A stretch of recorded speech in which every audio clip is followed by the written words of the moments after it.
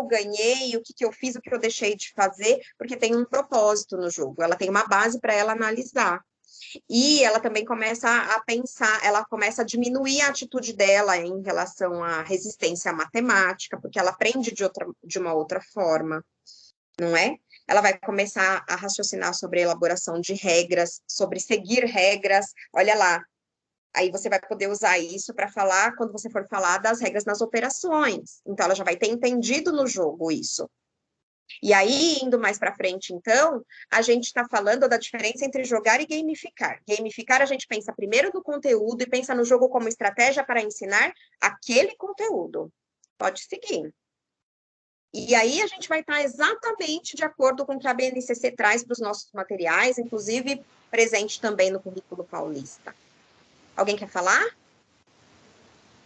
Estou ouvindo um som ambiente aí. Se alguém quiser falar, me chama, tá? De acordo lá com a BNCC, a gente precisa desenvolver com os alunos estratégias não convencionais de cálculo, então, essas estratégias todas que a gente falou, o desenho, agora a utilização do jogo, os esquemas, para dar suporte ao aprendizado das operações. E a gente sugere, sim, jogos em diferentes conteúdos, ou seja, gamificando, e não só o jogo pelo jogo, como a gente faz num horário de lazer, certo? No nosso slide seguinte, a gente vai começar a falar, então, quais seriam os jogos sugeridos para gamificação de estratégias de cálculos. Então, quando você está lá trabalhando, pensando em cálculos, pensando em operações, quais jogos você pode utilizar e em que condição você pode utilizar, tá? Aqui a gente não vai ter descrito todas as etapas de todos os jogos, porque não daria tempo. Mas dentro de um plano de aula que eu vou deixar sugerido para vocês ao final, tem um plano de aula que está dentro da revista Nova Escola. Tem um não, tem vários planos de aula que se utilizam desses jogos exatamente para a estratégia de cálculo, tá? Então, vocês podem recorrer a esses planos para ver a etapa dos jogos. Mas eu vou dizer para vocês que não foge do que a gente conhece. Em termos do que é um boliche, é só você exercitar a sua visão como professor. Qual é a oportunidade que esse jogo te oferece? O que que eu posso falar? O que que eu posso perguntar para o meu aluno? Como o meu aluno pode fazer para aprender cálculo com esse jogo? Quando você se pergunta isso, o seu feeling de professor vai te ajudar a construir que perguntas você faz, que intervenções você faz, tá? Mas a gente vai falar aqui de estratégias metodológicas que já ajudam bastante a gente. No nosso próximo slide, vai começar a falar um pouquinho disso. Explore a gamificação. Como você pode fazer e para que você pode explorar, por exemplo, um jogo de boliche. Você pode construir aí o seu boliche. Volta um pouquinho o outro slide, Paulo. Deixa eu ver se é a imagem que eu gostaria de mostrar.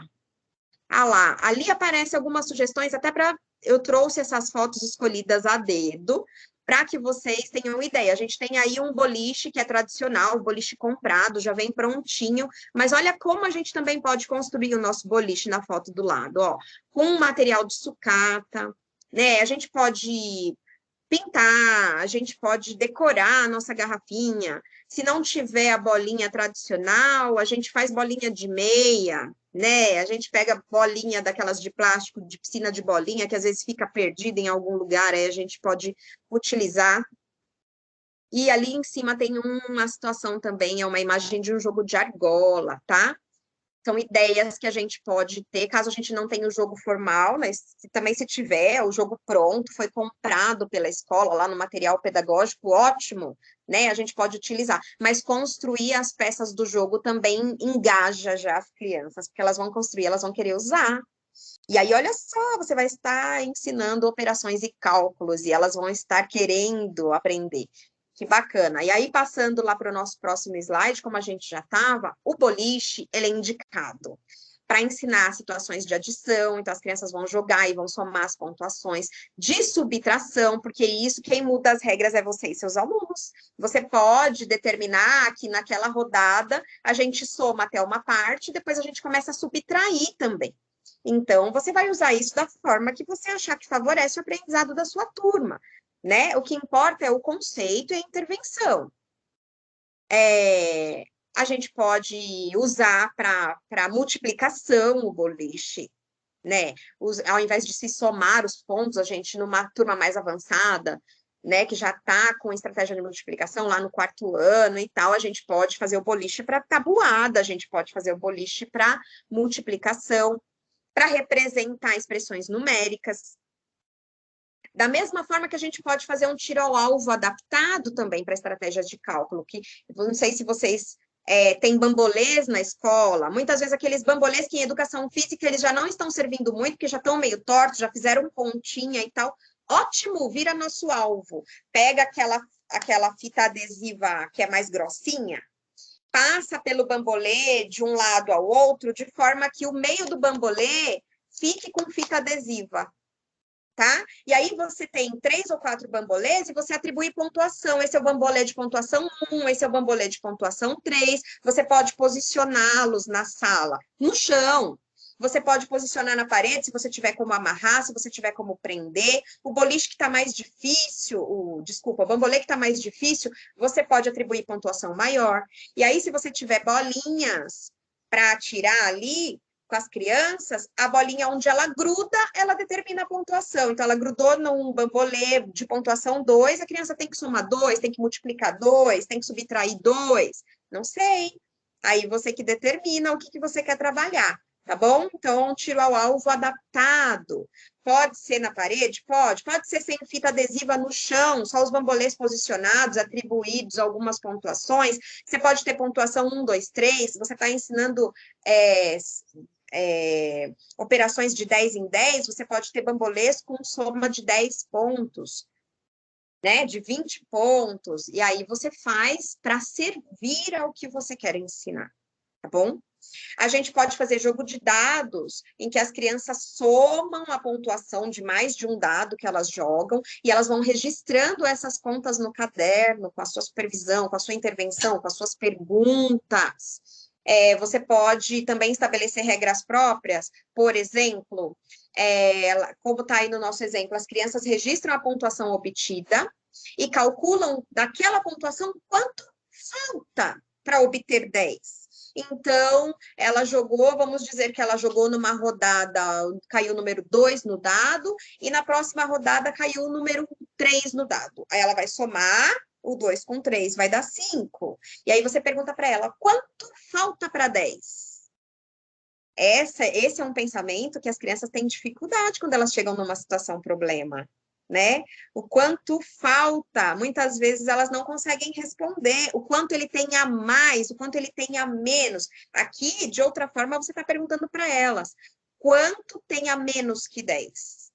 Ou o quanto a mais eu teria que colocar para chegar no 10? Então, você está desenvolvendo esse raciocínio através de um jogo. Enquanto ela está rindo, enquanto ela está jogando um dado, ela está conversando com um amigo, você está também ensinando esse raciocínio para ela. O quanto falta, né? O quanto você precisa para chegar no 10. E aí, numa situação problema, você vai estar com essa estrutura já criada, já num degrauzinho acima, quando você for para uma situação problema que envolva o quanto a mais, o quanto a menos, quanto falta, né? Muito bem. E tem aí o jogo de argolas, que vai possibilitar para a gente que eles façam cálculos com números maiores também, porque você pode atribuir números bem maiores às garrafinhas onde você vai lançar as argolas. Enfim, você pode fazer aí da forma que for favorecer para você. Amplia conhecimento sobre as expressões numéricas, então ele vai jogar numa argola, vai jogar na outra, vai estabelecer ali uma expressão numérica, vai atribuir um sinal para aqueles números se relacionarem. E aí você também estimule sempre a registrar os resultados. Tenha sempre isso como etapa do jogo, registre o resultado no papel, registre o resultado no papel. Tem que fazer parte do jogo também, para ir garantindo, né, a situação de aprendizagem, o registro da situação de aprendizagem. Na nossa sequência, aí vocês me perguntam, tá bom, e enquanto as crianças já estão ali, eu já expliquei as regras, elas já estão jogando, elas estão registrando no papel, o que eu, professor, posso fazer para auxiliar? Pode passar. E aí eu posso compartilhar coletivamente os resultados. Então, por que que eu somei 10 na minha pontuação? Explica para o seu amigo por que que deu 10 a sua pontuação. Ele vai compartilhar a conta que ele fez com o amigo. Isso é uma intervenção que ele mesmo faz para o amigo que está aprendendo e jogando com ele. Então, eles estão, ao mesmo tempo que eles explicam, eles estão entendendo, tá? Tem um movimento metodológico para você garantir também avanço em complexidade de raciocínio. Qual é o movimento metodológico? Muitas vezes você precisa começar concentrando em você, o registro. Então, vamos fazer o registro. Olha aqui a pontuação de vocês. Ah, você marcou 2, põe na lousa. Ah, agora esse grupo aqui marcou mais 3, põe na lousa. Você vai mostrar a operação ali na lousa e vai convidá-los a pensar com você aquela conta e colocar o resultado. Então, você está partindo de uma intervenção coletiva, você está convidando uma sala inteira a jogar com você, para que numa próxima intervenção, você vá dividir a sala em grupos, para eles jogarem em pequenos grupos, mas eles vão fazer a mediação desse jogo conforme o que você modelizou antes. Então, essa modelização também te diminui trabalho quando você for gerenciar o que está acontecendo nos grupos. Então, partir para uma modelização que vai de um coletivo, em que o professor é um exemplo lá na frente de raciocínio. Então, eu pus esse número, aí eu somei com esse, como que eu fiz para chegar nesse resultado? Tá certo, não tá? Quem que fez diferente? Quem que faria diferente? O professor vai validando as estratégias, validando os resultados. E quando eles estiverem em grupos menores, ou quando você chegar nas duplas, ou quando você chegar no individual, eles vão se fazer as mesmas perguntas que você faz para o coletivo. E isso ajuda eles a gerenciar essa aprendizagem, tá? E o registro por escrito. Sempre que joga, registra por escrito e garante esse registro, garante esse aprendizado, tá bom? São encaminhamentos que direcionam reflexões aos alunos e ajudam a promover os avanços. Então, são essas estratégias metodológicas que vão fazer mais diferença do que o jogo que você escolhe, tá bom? Em qualquer um daqueles jogos que a gente falou. Você precisa garantir essas estratégias. E aí a gente já está chegando ao nosso final, já está chegando nos nossos últimos slides. O que o professor, então, pode fazer? Ele pode, enquanto a turma joga, passar entre as duplas para ajudar as crianças a lembrar as regras do jogo. Se já foi construído bem lá no coletivo, ele vai ter muito pouco trabalho com isso, mas ele precisa supervisionar. Na proposição de situações problema, usar o contexto dos jogos, né? Intervir para que as crianças também proponham situações problemas. Se a gente fosse criar um problema com esse jogo aqui que a gente aprendeu, como que a gente poderia criar uma situação problema para ser resolvida a partir desse jogo? Propõe para a criança. Depois você vai passar verificando se eles trabalharam em grupo, conseguiram propor o problema. O seu texto está garantido todas as informações que o seu colega precisa para poder resolver esse problema que você propôs em relação ao jogo de argolas, por exemplo, né? E sempre é importante, você tem um diagnóstico anterior, não tem um diagnóstico matemático. Conclui a sua sequência didática usando os jogos, para revisar, para reforçar, e depois faz um novo diagnóstico, para você mesmo observar a eficiência dessa sequência que você usou, porque é para o seu trabalho. Às vezes você quer ajustar alguma coisa, acha que não foi bom, e o diagnóstico mostra que foi ótimo, que as crianças avançaram, tá bom? O que eu tinha para passar para vocês de ideias, de coisas para a gente desenvolver. É só um start, hein, gente? Aí vocês vão pensar e vão descobrir aí a melhor forma com a sua turma e a gente continua à disposição para trocar ideias. Mas eu estou deixando aqui os referenciais para estudo, bons materiais que eu já pesquisei, de onde, inclusive, eu tirei as nossas discussões aqui. Eu recomendo muitíssimo vocês assistirem esse vídeo do YouTube, que mostra as crianças em estratégias de cálculo. É um estudo científico do professor Ivan Cruz, vale muito a pena, tá? Observar as crianças, como elas estão pensando, ajuda a gente a entender como elas pensam os cálculos. E aí a gente pode fazer intervenções mais assertivas.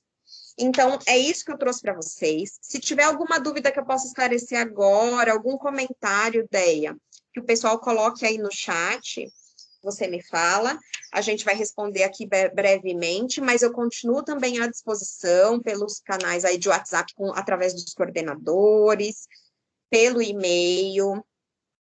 que já foi passado em outras formações, mas é Débora Jacones, @prof, e aí vem todo aquele segmento, .educacau.sp.gov.br, também podem encaminhar posterior à reunião. Deia, Paulo, tem alguma coisa para a gente esclarecer? Algum comentário? Eu vou colar aqui no chat o formulário, né, de presença, certo? Ah, sim, tem o formulário de participação, respondam, é ele que garante, tá, gente, a participação de vocês, já que muitas entradas aqui do Teams são em grupo. Respondam o formulário individualmente, por favor, tá? Eu encaminho também para os coordenadores depois da nossa reunião. Deia, tem alguma coisa? Não, por enquanto não. Eu acho que ficou claro e bem objetivo e agregou bastante. Ah, que bom. Mas a gente continua à disposição aí pelos outros canais após a reunião, tá bom, pessoal? A Gi está presente, quer falar um pouquinho para a gente encerrar? Ou já saiu para outra missão? Ela não está aqui na sala, não. Deve ter saído para algum atendimento pela diretoria. Sim, porque também tem outras formações acontecendo aí, a coisa está meio corrida, né? Sim, Mas verdade. eu vou deixar meu agradecimento aos meus colegas que me apoiaram até agora, aos professores que estão se empenhando aqui em ouvir o que a gente traz com tanto carinho, com tanto empenho para vocês, aos coordenadores, que vocês possam desmembrar isso depois com as suas turmas, que possam aprofundar, que o que eu trouxe é inicial, né, para vocês, mas que a gente possa aprofundar. Se a gente tiver a oportunidade de construir os jogos, os professores poderem julgar e criar as estratégias de intervenção, pensar o que pode ser perguntado, também são bons desmembramentos aí para as unidades, tá bom? Eu agradeço de coração a todos. Acho que a gente pode ir encerrando, porque a gente avançou o horário já. Deixo meu agradecimento e a minha disponibilidade para vocês. Obrigada Muita, a todos. Pode muita falar, gente, Paulo. muita gente elogiando aí no chat a formação, que foi muito excelente, Ai, e que bom. agradecendo a formação aí. Tá? Eu que agradeço a disponibilidade de vocês, tá bom? E se manifestem para que a gente traga mais pautas de interesse também para vocês. A gente pode ver com mais carinho aí qualquer um dos nossos temas, conforme vocês pedirem, tá bom? Então, vou deixando já à vontade, Paulo, para a gente encerrar, tá? Agradecendo as pessoas, a paciência de ficar até o final, a disponibilidade, já liberando que eu sei dos compromissos de todo mundo. Obrigada, excelente sexta-feira, excelente final de semana para vocês. Beijos. Obrigada, Paulo. Obrigada, Deia. Abraço para todos.